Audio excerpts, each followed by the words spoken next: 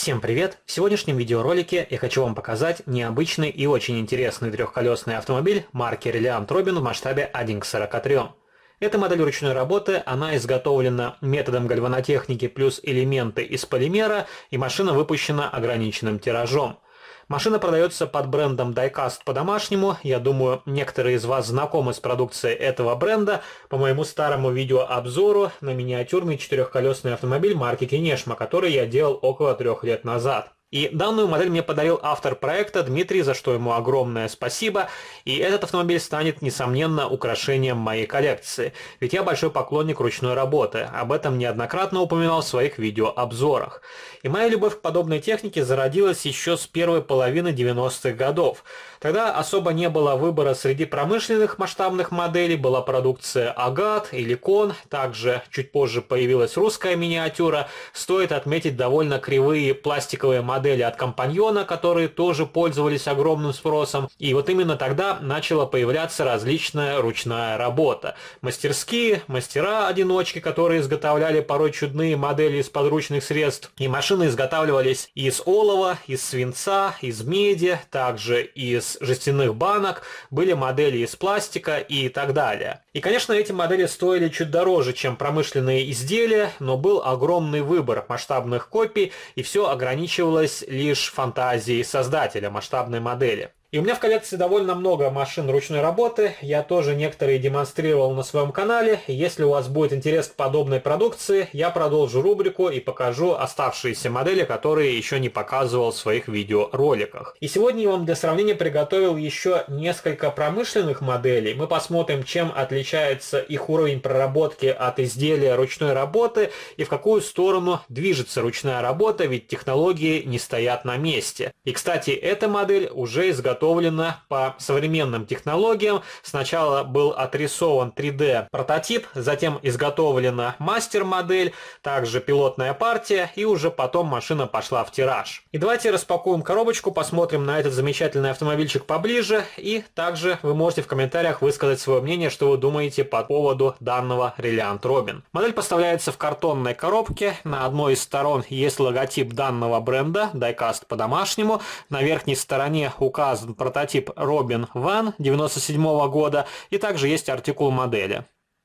На боковой стороне присутствует фотография самой масштабной копии, она окрашена в синий цвет, и на задней стороне есть фотографии других автомобилей, которые предлагаются у данного бренда.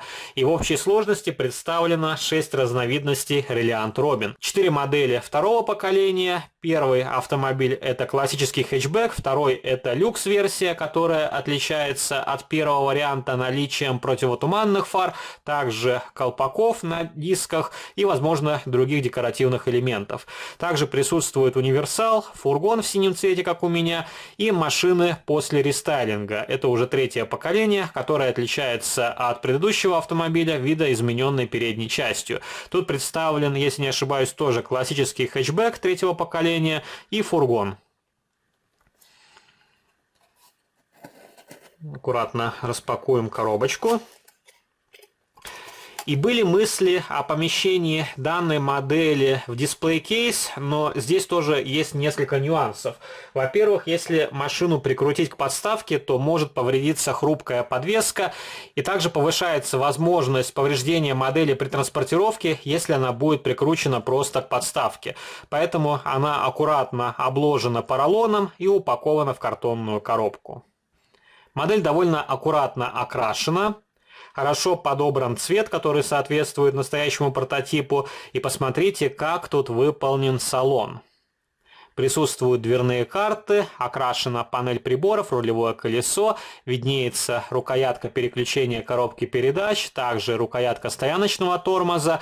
На дверных картах присутствует некий орнамент, который тоже добавляет модели изящности.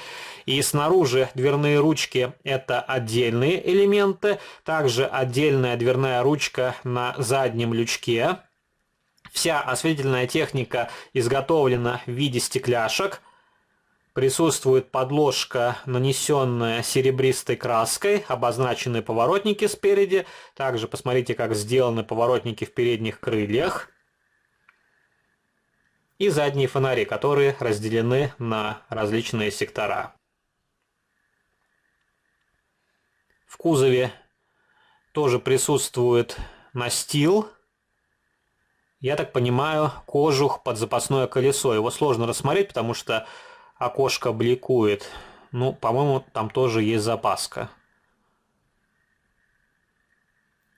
Отдельный лючок на горловину топливного бака. Сам топливный бак, я так понимаю, тоже присутствует. Отдельная выхлопная труба. Хорошо проработана задняя подвеска. Присутствуют рессоры. Отдельный карданный вал. Также есть отверстие для закрепления модели на подставке, если все же кто-то решится ее прикрутить к подиуму. Указан прототип, Robin, масштаб 1 к 43 и есть бренд данного производителя, Diecast по-домашнему. И довольно ажурно сделано переднее колесо. Бампера тут отлиты вместе с корпусом модели, но из-за того, что они очень аккуратно покрашены, создается такое впечатление, как будто это отдельные детали. Стеклоочистители с фототравления, окрашены черной краской, довольно хорошо смотрятся зеркала заднего вида, но вот вместо серебристой краски я бы сделал подложку из фольги. Это тоже возможно в нынешнее время. Возможно, производитель учтет этот момент и на следующих моделях сделает уже улучшенные зеркала. И машина, кстати, довольно тяжелая, несмотря на то, что у нее очень ажурная и воздушная скорлупка, сделанная из меди. И давайте покажу другие автомобили, которые есть в моей коллекции. Например, мотоколяска SMZ из журнальной серии «Автолегенда СССР». Тоже очень забавный автомобиль. Тут проще сделана задняя светотехника, она обозначена просто красной краской. Также грубее сделан корпус, присутствует пятно клея на передней части, криво установлены детали, но опять же это низкий ценовой сегмент, изготовленный в Китае. Тут ожидать чего-то сверхъестественного не стоит. Пластиковое днище. Кстати, поворачивается переднее колесико, но оно тоже сделано довольно грубо. И довольно грубо сделаны покрышки. На модели Reliant Robin резина от Maestro Models. И я думаю, этот бренд не нуждается в особом представлении. Неоднократно вам показывал харьковскую резину, очень хорошего качества, с боковой маркировкой. И, конечно, эта резина значительно улучшает восприятие от масштабной копии. И, кстати, вы можете заметить, что колесные диски здесь тоже окрашены серебристой краской. И покажу вам еще один автомобильчик. Это всем известная АК. Она по размеру примерно такая же, как Reliant Robin. И это машина из польской журнальной серии. Единственное, сделал подложку из фольги на задних фонарях, а каких-либо других доработок я не изготавливал. И номерные знаки тут были такие изначально. На российской версии, по-моему, надпись просто АК вместо номерного знака. Тоже довольно хороший автомобиль, и он, кстати, гармонично смотрится с Reliant Robin. Если вы собираете миниатюрные автомобили, то у вас может получиться вполне приличная коллекция. И покажу еще одну модель от бренда Oxford. Это британский бренд, но, естественно, модели сейчас изготавливаются в Китае, а не в Великобритании. И решил вам показать этот Aston Martin, потому что это тоже английский автопром. Хорошо проработаны колесные диски, хуже покрышки, хуже светотехника. На этой модели вообще поворотники обозначены просто краской, как и задние фонари.